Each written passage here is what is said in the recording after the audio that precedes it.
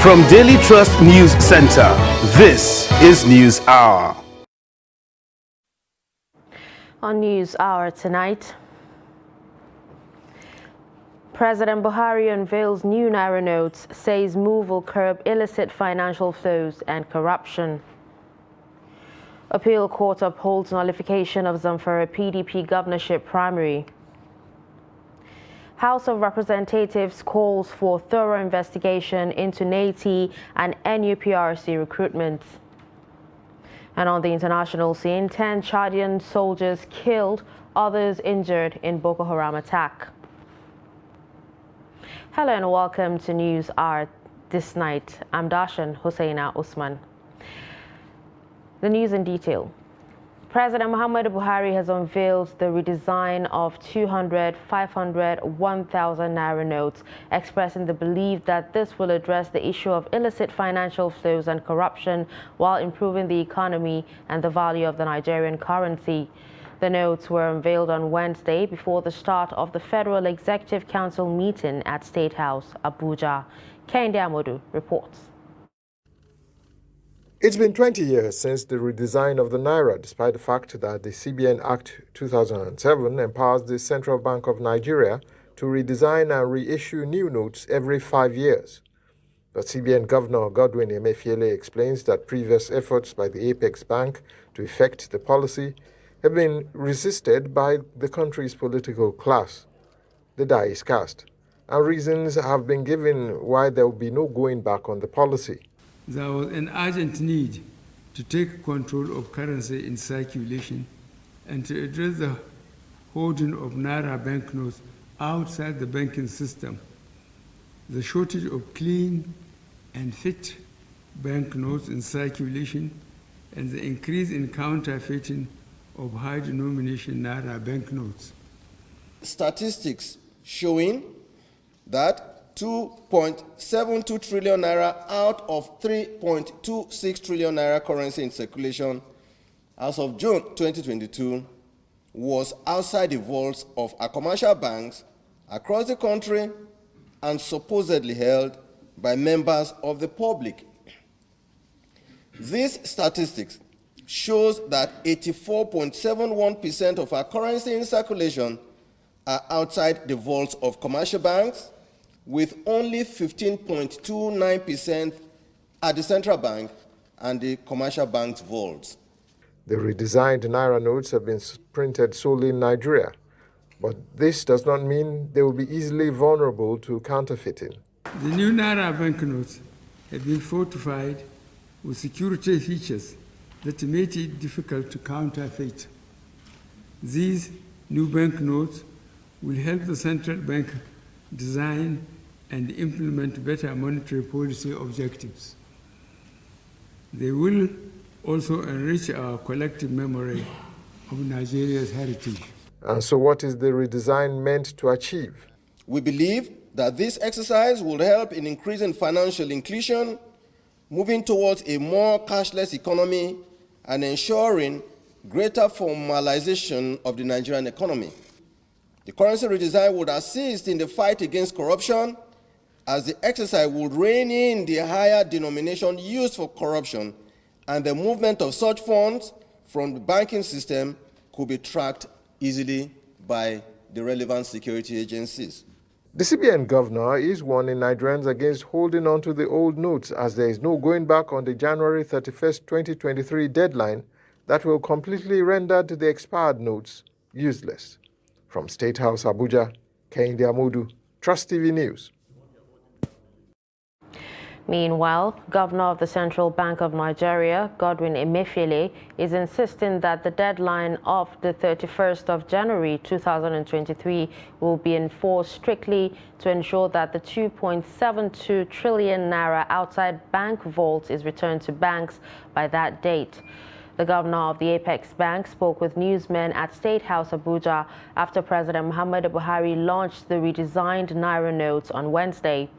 He, however, clarified that the policy was not directed at any individual, but aimed at ensuring that the provisions of the Apex Bank regulating the size and volume of currency that people can hold or withdraw are strictly adhered to. Again, Kehinde Amodu reports. Perhaps the most striking point made by Central Bank Governor Godwin Emefiele during the launch of the redesigned Naira notes on Wednesday was that previous attempts by the Apex Bank to change the face of the racial currencies had been resisted. But it is not a point he pursues. The discussion to redesign and reissue currency started early in the year. We took painstaking efforts in looking at the pros and cons and the reasons when it should be and why it should be done. And the president, in his wisdom, decided that yes, it must be done. And I want to see this opportunity to appeal to members of the public that there is no need for any insinuations giving the impression that this is targeted at any individual. There is no attempt at that. We're doing our work, and we would continue to do our work. Certain groups have appealed for an extension of the deadline to submit all old notes, but the CBN governor is standing his ground and is insisting that there is ample time to change the notes. There is no local government where you don't have agent bankers that can do this on our behalf. So it's as good as saying we have over 1 million points or branches of banks all over the country where you can deposit and take your cash to. There is no reason for anybody to think that he cannot access cash or be able to pay his cash into a bank. So we are not going to go with those people on their journey to say that time is short. In our wisdom, in the wisdom of the president, time is not short. Despite the Naira notes being 100% produced in Nigeria, the Apex Bank governor is confident that they cannot be counterfeited. If you follow due process to check the authenticity of a currency, take them through the UV lights, you will find that these currencies can never be counterfeited. The best you will find is photocopies of these currencies. And that's why we still call them counterfeit. But what I'm trying to say in essence is this. To reduce that incidence of counterfeiting or photocopying, that is why we're saying the CBN must now, without waiting, every 5 to 8 years, must redesign and reissue these notes. It would seem the CBN is downplaying one of the most pressing reasons for redesigning the Naira. The idea is to push Nigeria towards being a cashless economy, and the CBN governor has already put Nigerians on notice that the volume of cash they can withdraw over the counter after this exercise will be strictly restricted. From State House, Abuja, Kehinde Amodu, Trust TV News. In politics, the appellate court in Sokoto State has struck out an appeal by the Zamfara People's Democratic Party and 3 others seeking to uphold the party's governorship primary, which was earlier held in Zamfara State for lack of merit. The presiding judge, Muhammad Shaibu, while reading the judgment, described the appeal as a mere academic exercise that cannot be entertained by the appellate court. Justice Shaibu, who held that the appellants Zamfara State PDP, Lawal Dauda Dare, Adamu Maina Waziri and Bala Bande have their constitutional rights to appeal, however, added that the issue before the court is beyond the stipulations of the individual's constitutional right. Justice Shaibu said by complying with the order of the lower court and participating in the fresh primary, the appellants have lost the right to appeal. The judge also upheld the decision of the lower court that nullified the party's primary election that produced Dauda Lawal Dare for some irregularities that denied women delegates from participating in the conduct of the primaries and ordered a fresh primary election. Ahead of the 2023 general elections, Chairman of the Independent National Electoral Commission, Professor Mahmoud Yakubu, has reassured Nigerians that there is no going back on the uploading of polling unit level results in real time on elections day. Mahmoud Yakubu said this when the Commonwealth Pre-Election Assessment Mission to Nigeria paid him a visit in Abuja. Noel Sampson has more. The Commonwealth Pre-Election Assessment Mission, PEM, said the visit was to ascertain the level of preparedness of the Commission towards the 2023 polls. Our hope is to be able to meet with government officials, senior government officials, itself, INEC as the electoral management body for the elections. We've also been meeting with political parties. We've been meeting with civil society organizations, media as well. So we're here to hear, to listen, to understand, and to appreciate really what the frameworks are, what the preparations are, and the lay of the land from a political, social, and economic standpoint in preparations for the general elections. INEC Chairman Mahmoud Yakub assured PEM of the readiness of all modalities have been put in place to ensure a free and fair and credible election. We have a brand new law in Nigeria called the Electoral Act 2022. It's IT-friendly law and perhaps the most progressive legislation as far as elections in Nigeria are concerned. Maybe beyond that time we go into the working session, we can discuss aspects of it. But perhaps the greatest innovation introduced by the Commission is the bimodal voter accreditation system, otherwise known as the BVAS. It's an electronic device that accredits voters in election. Now it's a matter of law that all voters in Nigeria accredit using that device.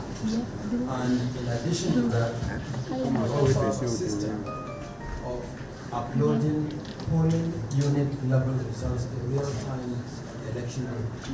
And the Commission has been doing so far. We deployed that system for 105 constituencies where off-cycle elections and by-elections were held. The Commission also reassured Nigerians of the inclusiveness of persons living with disabilities during election, as assistive devices have been put in place to enable them vote. Noel Samson, Trust TV News, Abuja. The federal and Zamfara state governments have been urged to intensify efforts to secure troubled communities in the state ahead of the 2023 elections so that citizens will be able to exercise their franchise. A retired army professor, Muhammad Mayanchi, and Sheikh Tukur Jengebe made the call in an exclusive interview with Trust TV in Gusau, the state capital, over the fears entertained in some quarters that the 2023 elections may not take place in states facing prevailing security challenges. The report. With less than 100 days to the 2023 general elections, some Nigerians have been entertaining fears that the Independent National Electoral Commission, INEC, may not be able to conduct the polls in some states of the Federation, which are faced by some security challenges, especially in the Northwest Zone. However, retired Army Captain Muhammad Mayanchi said although the 2023 general elections may be conducted in states which are considered volatile, he called on the federal government to do more in ensuring security of people in the Northwest Zone. Professor Mayanchi said politicians have a way to appease terror groups to keep attacks at the minimal during elections, just like what happened in 2019. He says strategies and modalities must be put in place to ensure the security of lives and property during the electioneering period. To summarize it all, that election, inshallah, will take place in these areas. Then the second aspect of the question, what to be done? The government should do their normal normal tactics, normal way of doing things, of how to bring down issues of security with terrorists when it is time for elections that affect them. We know what to do, talk to them, and I'm sure they will listen to them. The Chief Imam of Muslim Foundation Mosque in the Gusau metropolis, Sheikh Tukur Jengebe, advised Nigerian politicians to fear Allah and play the game according to INEC's rules to ensure peaceful electioneering process in the country and shun acts capable of escalating the insecurity situation. I advise all Nigerian people to support Nigerian government and the security agencies for putting peace and tranquility in this coming election and the campaigns in Nigeria. Sheikh Jengebe enjoined Nigerians to support government and the security agencies with prayers and credible intelligence to succeed in flushing out terror groups to restore peace and stability in the country. The House of Representatives has resolved to urge the Nigerian Extractive Industries Transparency Initiative, NATI, and the Nigerian Upstream Petroleum Regulatory Commission, NUPRC, to cancel the recruitment into the organizations for falling short of federal character principle. This followed a motion by Ibrahim Kawu on the need to investigate NATI and NUPRC for loop-sided recruitments. The report. The Nigeria Extractive Industries Transparency Initiative, NITI, and the Nigeria Upstream Petroleum Regulatory Commission, NUPRC, are accused of multiple recruitments conducted without recourse to the principle of federal character. The allegations have drawn the attention of the federal lawmakers who are poised to correct the anomaly. Also note that the Nigerian Extractive Industry Transparency Initiative and the Nigerian Upstream Petroleum Regulatory Commission are guided and compiled with the federal character in all recruitment or employment. Aware that the Nigerian Extractive Industry Transparency Initiative, NATI, and the Nigerian Upstream Petroleum Regulatory Commission have embarked on multiple recruitment/employment. The Green Chamber equally mandated its committees on petroleum upstream and federal character to investigate the alleged lopsidedness of the recruitment process of NITI and NUPRC and report back within 3 weeks. In another development, the House of Representatives urged the Niger Delta Development Commission, NDDC, to complete the construction of the Ediene Abak Ikot Ekang Etinan Road project. In a motion raised by Aniekang Umana, the House called on NDDC to ensure that work resumes on the site of the project. The lawmaker is concerned that the state of the road has hampered the intrastate transportation system as well as the socio-economic livelihood of the people in that region. Informed that some miscreants and other criminal elements have taken advantage of the deplorable state of the road to rob innocent commuters and citizens of their hard-earned valuables without any form of resistance. Also, the House considered some reports on a bill for an act to establish Nigeria Hunters and Forest Security Service, NHFSS, to prevent forest crimes and enhance security within Nigerian forests and for related matters, as well as a bill for an act to establish Federal University Forensic Science, Erin Ile, Kwara State, and to make comprehensive provisions for its due management and administration for related matters. The House of Representatives at the plenary on Wednesday passed through second reading a bill seeking the establishment of a National Commission for Almajiri Education and Out-of-School Children. The proposed legislation is to provide for a multimodal system of education to tackle the menace of illiteracy, develop skill acquisition and entrepreneurship programs, prevent youth poverty, delinquency and destitution in Nigeria.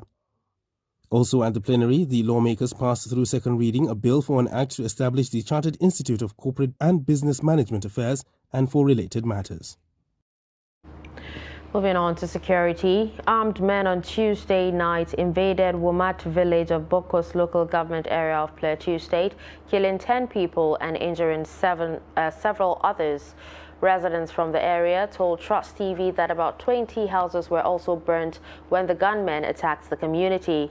Adamu Isa, a resident of Bokos town, said the gunmen stormed the village around 10 p.m., shooting sporadically to scare the community and eventually gunned down 8, adding that some of the victims have been rushed to the hospital for treatment. The spokesperson of the State Police Command, Alabo Alfred, is yet to officially confirm the incident. The latest attack is coming 7 days after gunmen killed 11 persons and injured some others in Maikatako community of Bokos local government area of Plateau State. In the same vein, terrorists have abducted 4 persons at Kolo village in Gusau local government area of Zamfara State. The terrorists have reportedly rejected all Naira notes given as ransom after they have agreed to collect 5 million Naira before they can free the victims. Victims are 2 adults and 2 children who are said to be orphans. The terrorists had earlier demanded 10 million Naira as ransom, but after negotiation, they reduced the amount to 5 million Naira. Police spokesperson in the state, Superintendent Muhammad Shehu, could not be reached to confirm the incident. Away from security, former Nigeria President Olusegun Obasanjo says the responsibility of making sure that tertiary education works in the country should not be left to the government alone. Obasanjo stated this at the special panel session of the National Summit on Tertiary Education Reform 2022, organized in Abuja. The report. The former Nigerian president, who equally noted that primary and secondary education sectors, being the foundation for tertiary education, also require attention, said no Nigerian child should be deprived of education. Education for all, and we did not follow that. It was a bad means. Education for all. We even have that a date globally. We today, out of 244 million children out of school, we have 20 million, almost 10%. Panelists at the summit, while stating that tertiary education should not be left for government alone to fund, as the beneficiaries are mostly students and parents, called for partnership between universities and private companies for the sector to thrive. They also advised that beneficiaries of scholarships should be minimized. It is not only the government that should be involved in the funding of tertiary education at the lower level of education in Nigeria. The community will need to be involved. You know the problem of running a university. University is, I'm not going down to the other tertiary institutions, because the laws of those tertiary institutions are different from the laws of the university. And it's difficult to find a solution that can fit all. Minister of Works and Housing, Babatunde Fashola, called on the Parliament to amend all laws that establish universities in the country. On his part, President of the Academic Staff Union of Universities, ASU, Emmanuel Osodeke, noted that government does not have confidence in the university system, adding that they depend more on importation rather than preferring solutions to challenges facing the country. Earlier in his remarks, Minister of Education, represented by the Minister of State for Education, Goodluck Opia, the Senate President, as well as the Speaker, House of Representatives, all lent their voices to the need to ensure that challenges facing the sector are addressed. We must be ready to be in the process of finding solutions to the myriad of issues frequently leading to the disagreements. We obviously have no option but to continue on this path of the resolutions. Now, a technical team has been appointed to collate and review these submissions. The conversations we hold at this summit and the submissions we have received will form the basis of a policy action plan and implementation framework we will unveil shortly after the conclusion of the summit. The theme for the two-day summit is Reimagining Tertiary Education in Nigeria, Issues, Challenges and Solutions. You're watching News Hour on Trust TV. Coming up after the break. How low-income earner copes with rising living cost. Do stay. We wish you a Merry Christmas. My name is Femi Adebayo. This holiday season, StarTimes is taking us to a better level. You can step up your family entertainment with the StarTimes upgrade promo. You recharge 2 months on Nova Bouquet and get upgraded to Basic or Smart Bouquet. Recharge 2 months on Basic or Smart Bouquet, you get upgraded to Classic or Super Bouquet. And if you recharge 2 months on Classic or Super Bouquet, you get 10 days free on your subscription. This upgrade automatically qualifies you for a weekly draw to win 55-inch Smart TV, PA systems, home appliances, and more. These prizes are proudly sponsored by Longreach, Wayon, and Amaz. This promo is from the 15th November to 15th January 2023. Times and conditions apply. On StarTimes, every day is the best day ever. Merry Christmas and Happy New Year. StarTimes. Entertain your family.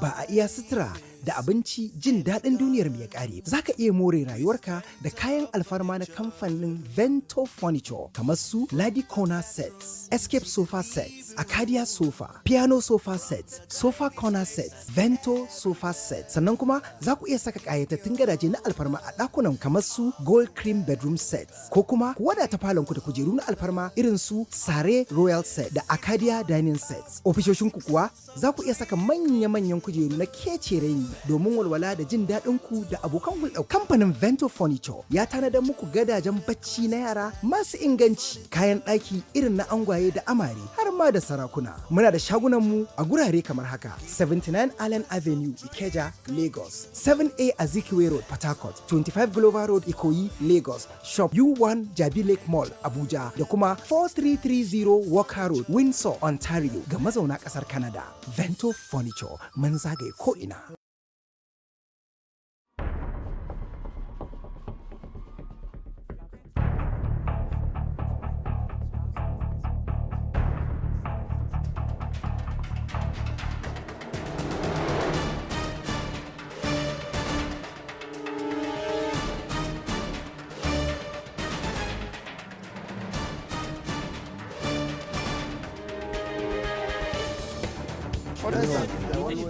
That's great.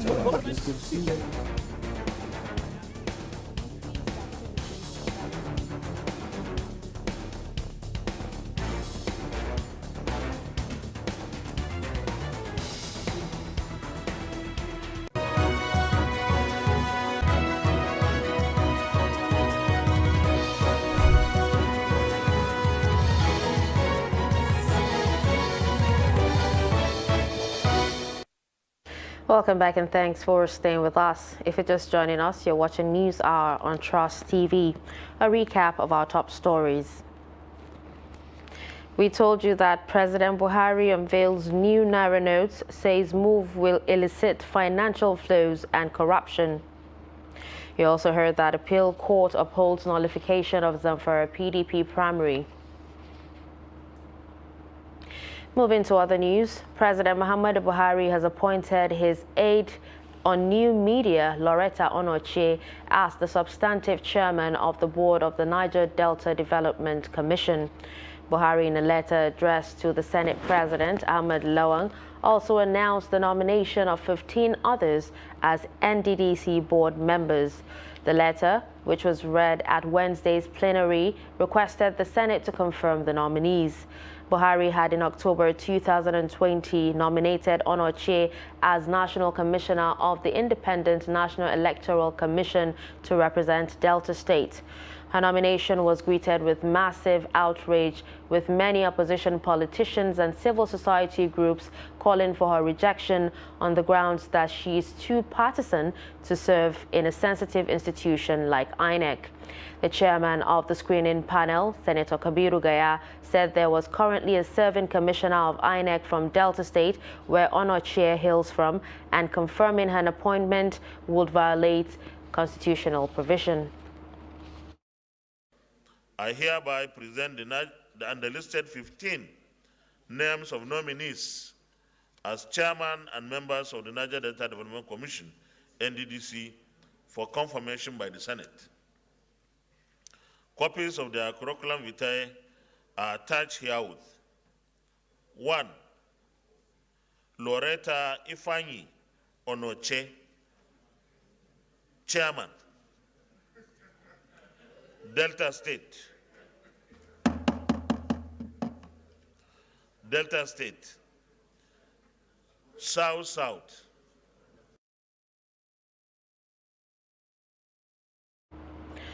The Senate has considered a bill seeking to upgrade the existing Mobile Forces Training Camp in Monkara, Borno State to a Special Forces Training Academy.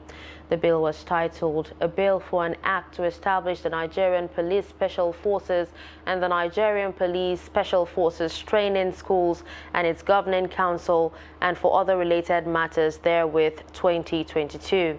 The report. The piece of legislation sponsored by Senator Ali Undube scaled through second reading on the floor of the Senate during Tuesday's plenary. Senator Nduma in his lead debate said there is no Special Forces Training Center at the moment to match the current security challenges in the country. Nduma noted that though the existing training camp is an idea of the Nigerian Police Force, it is not backed by law. As such, there is need for a special training school with appropriate legislation. There is mobile training camp in Limankara established 34 to 40 years back, which is known as a training center for mobile police. And we felt that there is no special forces training center in this country. And there is the need, especially now, where we face various forms of challenges.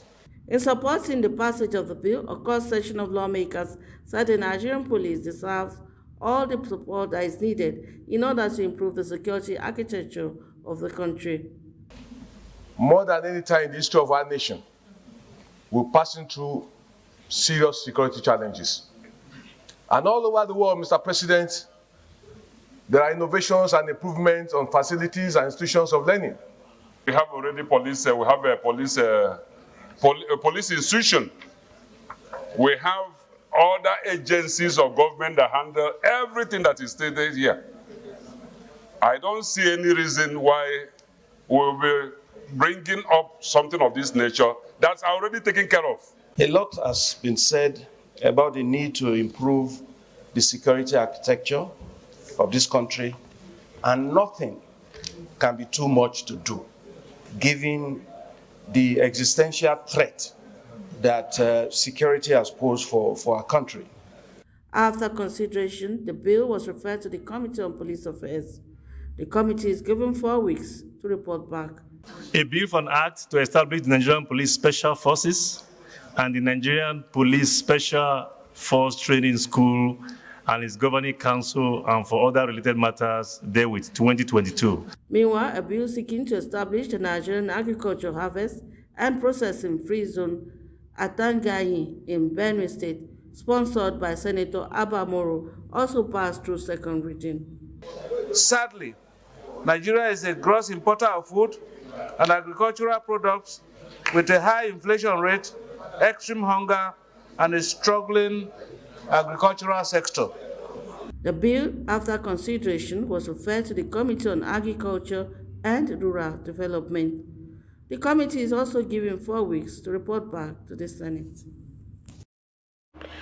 The Nasarawa State Command of the Nigerian Police Force have arrested 4 persons for allegedly operating a baby factory in Karu local government area of the state. A statement by the command's public relations officer, Ramhan Nansel, said while acting on intelligence, officers of the command on 17th November busted a suspected baby factory located at Adokasa in Karu local government area and rescued 6 young girls and a baby of about 6 months. The statement said the suspects were using the baby factory in the guise of an orphanage home named St. Bridget's Orphanage Home, operated by one Eze Ezeogu Norbert of New Karu and 3 others. According to the statement, the arrested suspects are Eze Ezeogu Norbert, Nemeka Eze, Okechukwu Ogechi, and Obiageri Chidi. The command said preliminary investigation reveals that the operator of the orphanage home abducts underage pregnant girls and holds them hostage till they give birth, while their children are sold to the highest bidder. Trust TV gathered that the suspects and victims have been handed over to the National Agency for the Prosecution of Trafficking in Persons for further investigation and prosecution. The Anambra State government has reacted to publications alleging that it threatened to remove the campaign billboards of the Labour Party candidate Peter Obi in 2 weeks' time. The Managing Director and Chief Executive Officer of the Anambra State Signage and Advertising Agency, Odili Ujobuno, in an interview in Awka, explained that the agency only gave a general directive that politicians and candidates of other political parties who have not paid their campaign billboards should do so or face enforcement. According to the agency, the enforcement of the order will begin on December 5th, 2022. In his reaction to the publications that Soludo only threatened Peter Obi, Uju Bono said the governor did not mention any particular candidate in the directive it issued, as the directive was for every politician who is guilty of mounting unauthorized billboards or who is yet to pay for their billboards. Governor has never intervened in anything about politics regarding ANSA. The governor is actually much more interested in developing Anambra and improving Anambra. The only area the governor speaks to ANSA is that we should work as hard as possible to increase our revenue drive. That's all. That's not, it has nothing to do with politics. It has nothing to do with any party. And that's our job. Our job is to increase the revenue of the state. And nothing else. The only thing the governor said that ensure that you have a level playing ground for everybody. Don't give any advantage to anybody. That's all. Traditional rulers are undoubtedly the custodians of culture and traditions. Politically, they have no constitutional roles, though they exercise political influence. The debate around the constitutional roles for traditional leaders is still raging. A legal practitioner, Mainasara Umar, advocates insertion of specific roles in the nation's constitution. Emir of Birnin Gwari, Zubairu Jibril, however, believes that insulating the traditional institution from executive interference will make more impact than constitutional roles. Trust TV's Shafiu Suleiman reports. Executive, legislative and judicial powers were vested in traditional rulers before the coming of colonialism. They continued with these powers until the local government reforms in the 1970s. Their roles were made to be mere advisory. Democratic evolution has taken away most of their roles, reducing them to what the Emir of Birnin Gwari says is akin to firefighters. Somebody who calls a firefighter to help him, he knows the importance of the firefighter. Under normal circumstances, nobody is talking about him. So the traditional institutions, the traditional leaders were made to look like they are firefighters. Whenever there is a problem in the country, they are called upon to call their people to be peaceful, to support something, or to do something. They are the ones controlling the local education. They are the ones controlling local revenue generation, local community services, virtually all the responsibilities and even beyond what the local government system is now doing. The 28 responsibilities of the local government system used to be handled by the traditional rulers. Now, as a result of the Desuchi Committee, a recommendation came for the establishment of local government system.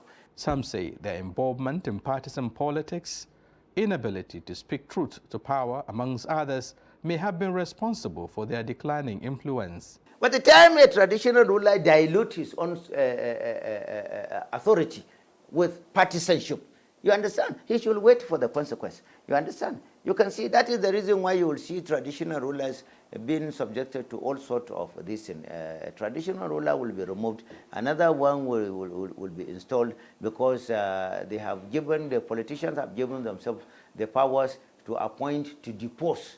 We shouldn't come out and say, I want this, I don't want this. You can do it under the table, quietly, because at least you are a human being, you are part of the system, you know who will be able to help your people. Our main concern is who will come and help my people. They need roads, they need hospitals, they need education. Who will do it honestly? Rising social vices, insecurity, poor governance at the grassroots are usually attributed to absence of active participation of the traditional institution in running the affairs of the people. This is prompting calls for constitutional amendments to accommodate the concerns. Shafiu Suleiman, Trust TV News, Abuja. In another development, the royal tussle over the Alafin stool in Oyo State has taken another dimension as descendants of the Agunloye royal family have asked the Oyo State government to wade into the selection process and appointment of candidate to fill the vacant Alafin stool in the ancient Oyo town. Waiting for the appointment of new Alafin has lingered since the death of the longest monarch, Oba Lamidi Adeyemi, in April this year, with kingmakers not agreeing on the number of contestants shortlisted for the appointment. The aggrieved elders staged a peaceful protest to the Agodi Government Secretariat in Ibadan to convey their displeasure with the prolonged and protracted crisis which had over the past few months characterized the selection of a new king to lead the Oyo township. They urged government and indeed all well-meaning sons and daughters of Oyo State to intervene into the situation to avoid a breach of peace in the ancient town.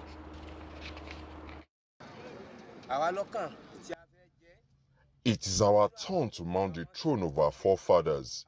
The Agunloye family and Gbadigeshi family have produced subsequent monarchs. We call on the state government to intervene into this matter to forestall a breakdown of law and order. We are looking at modality where we now meet because of the rumor mongering in social media that Oyo Mesi have chosen somebody in which the name is echoing within the community and Oyo State, all of us, that the person, so I don't want to mention name, but you might have known the person, because social media is net. Everybody has known that. But in our house, the building, the structure, the Agunloye, Oba Agunloye himself, built for his children, 29 children, men children, is Agunloye, is Alioja. That is the family royal house. You can come there anytime, you can ask for the number and fill the place and see how the place looks.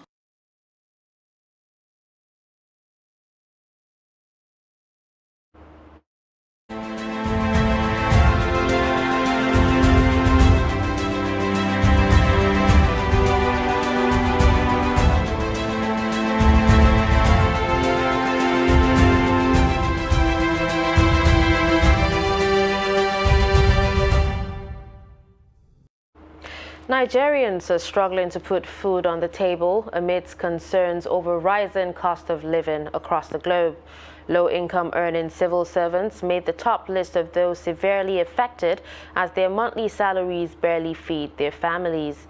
Ibrahim Ismail meets a civil servant who shares his experience as a breadwinner of a family of 10. The report. Saleh Harisu is a low-income earning civil servant that fends for 8 children and 2 wives. The 45-year-old, whose monthly salary is less than $60, spends energy and money to provide food to his family. He said life is made difficult by high cost of living coupled with increased prices of foodstuff and utility bills. Daga haka yanayin da ake fama da shi ko da mutum zai yi noma ne gaskiya ba yadda zai yi noma yadda ya kamata. Even if you wish to engage in farming, it won't be possible without money. You can buy fertilizer that costs almost 30,000. What can you do between buying fertilizer and foodstuff or paying school fees? Abinci ko kuma da biyan yara makaranta. The father of 8 said his monthly salary is inefficient to buy grains and pay school fees for his children. Harisu urged the authorities to review salary of civil servants to reflect current economic realities. Nawa ne za a siya shinkafa, nawa ne yanzu mudunsa 750, 800. Local rice costs between 750 and 800 naira. How can you manage to buy other ingredients and maize or rice, which will cost 30,000 naira in a month? Compare this if your monthly salary is 35,000 naira. 30 a wata. The National Bureau of Statistics has disclosed that 133 million Nigerians are multidimensionally poor. Northeast is ranked as a region harboring the largest number of poorest people in Nigeria. From Gombe, Ibrahim Ismail reporting for Trust TV.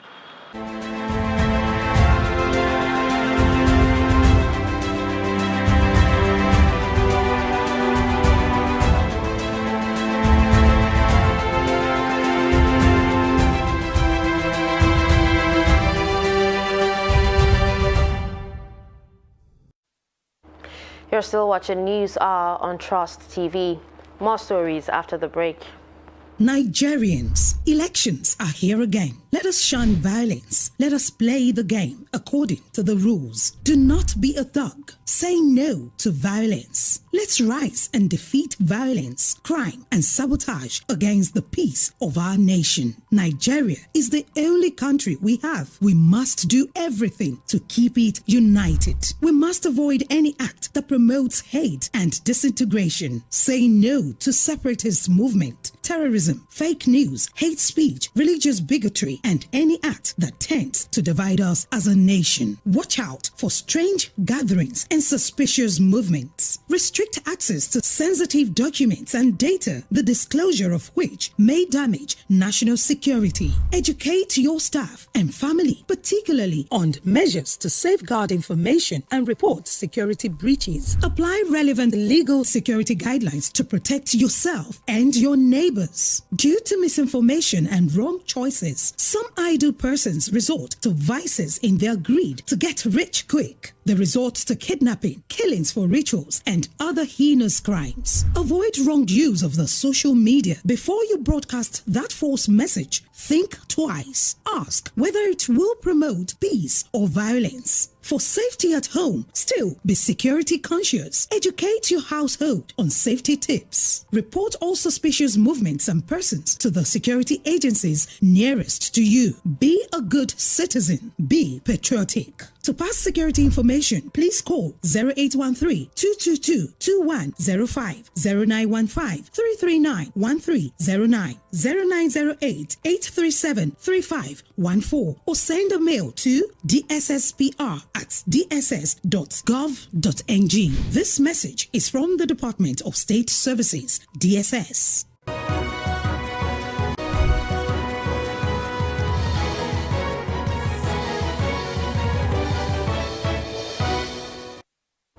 Welcome back.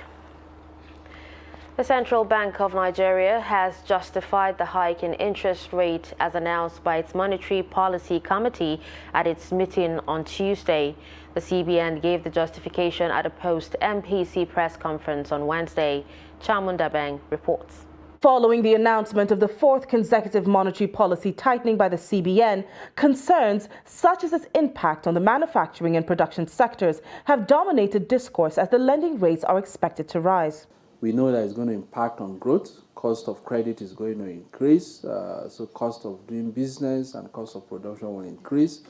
And by extension, people will say, well, that will also fuel further inflation.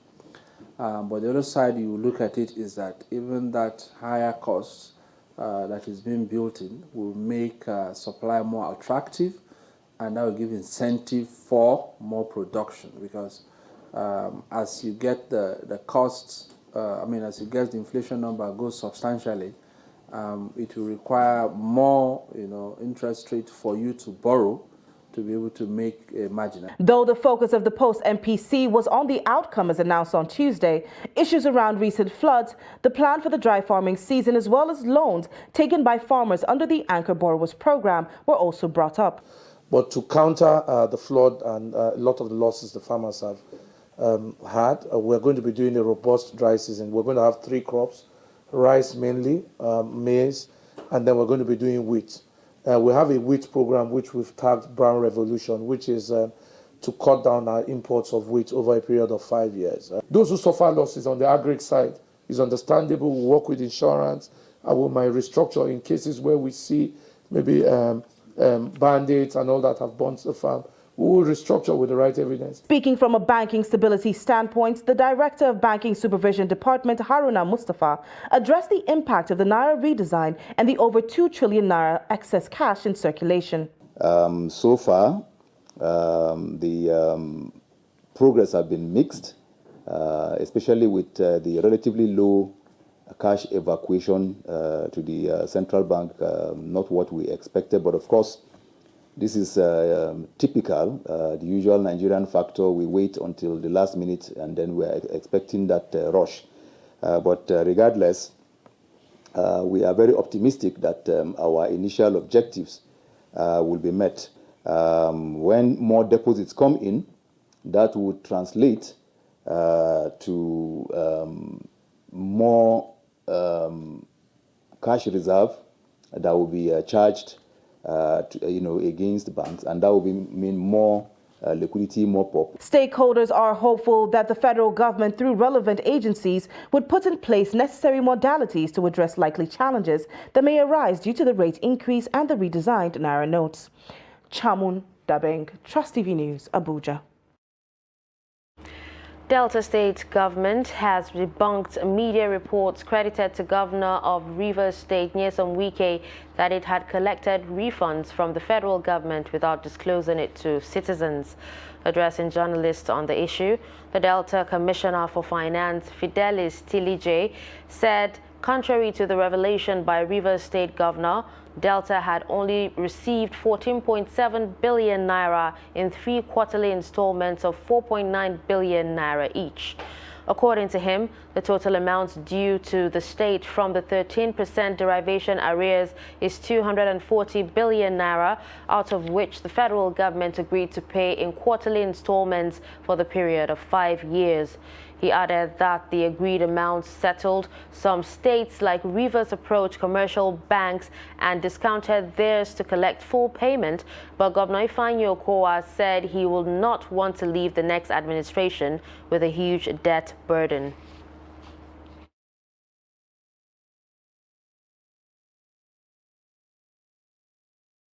Let's now join Chiamaka Nwafo for business news.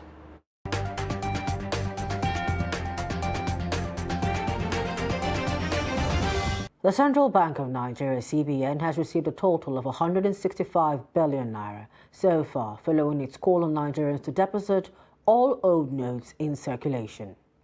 CBN's Director of Currency, Rashid Adams, said this at a post-briefing of the Monetary Policy Committee MPC meeting in Abuja on Wednesday. He explained that the figure is far beyond the total receipts it expects 1 month after the announcement was made. Rashid expressed concerns that in spite of some waivers by the Apex Bank on deposits, just a few Nigerians have come forward, stressing that there will be no extension on the January 23, 2023 deadline. The Central Bank of Nigeria also noted that the total of 2.7 trillion naira is currently outside the banking system. The Federation Account Allocation Committee, FAC, has distributed 736.782 billion naira to the 3 tiers of government as Federation allocation for the month of October 2022. A communique issued by the Federation Account Allocation Committee, FAC, indicates that the gross revenue available from the Value Added Tax VAT for October 2022 was 213.283 billion naira, which is an increase compared to what was distributed in the preceding month. The funds are inclusive of gross statutory revenue, value added tax, exchange gain, and augmentation from non-oil revenue.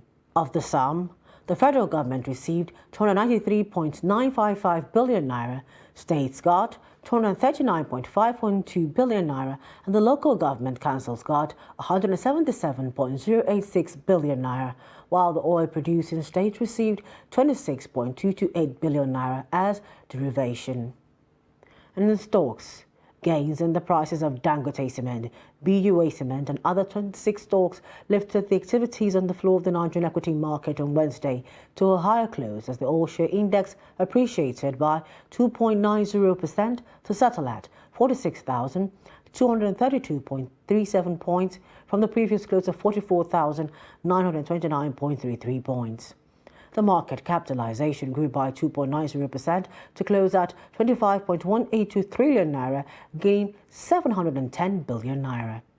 The market broke close positive as 28 equities appreciated in their share prices against 11 that declined in their share prices. An aggregate of 187.9 million units of shares was traded in 3,458 deals valued at 1.8 billion naira. And that's it on Business News. I am Chiamaka Nwafo.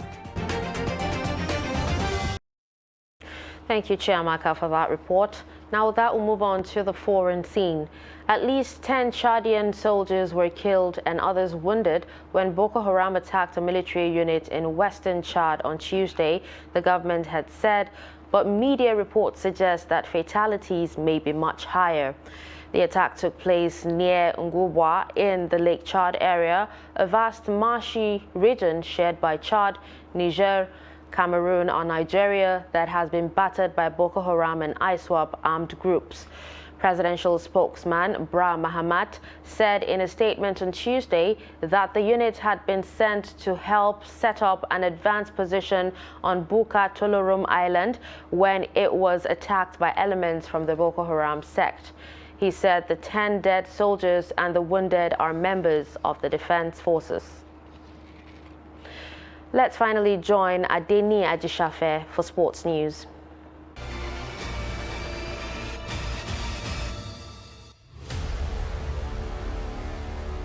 In preparations for the upcoming ICC T20 World Cup qualifier, Nigeria's male cricket team Yellow Greens have departed for Zimbabwe. The invited 14 players have been in close camp in the past weeks to be in top shape for the regional qualifier in Harare. They will observe their pre-tournament preparations in Zimbabwe before departing for Kigali, Rwanda, venue of the qualifier. While in Zimbabwe, the Yellow Greens are expected to play senior franchise teams and other national setups. The tournament will also afford the new head coach and high-performance manager of the federation, Steve Tikolo, an opportunity to see firsthand as the team plays in competitive mode. And in football, a late comeback from Japan saw four-time winners Germany fall to a shock defeat in their opening World Cup match. Germany dominated the match for large spells yet failed to capitalize on their pressure before Japan made the Khalifa International Stadium erupt in celebration. Ike Gundogan had given Germany the lead from penalty spot before Japan's substitute, Ritsu Doan, equalized in the 75th minute. Takuma Asano scored a thumping strike from a tight angle to make it 2-1 for Japan. The equalizer came after a string of stunning saves at each end, with Japan's Shuichi Gonda pulling off a double to deny Serge Gnabry and Jonas Hoffmann before Germany's Manuel Neuer got his fingertips to Juha Ito's effort. Germany will face Spain on Sunday and later Costa Rica. That's Sport News. I am Adeni Ajishafe.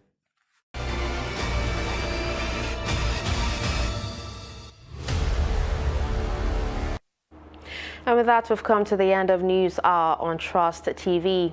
Don't forget to connect with us on all our social media platforms. I'm Darshan Hussaina Usman. Thank you for watching.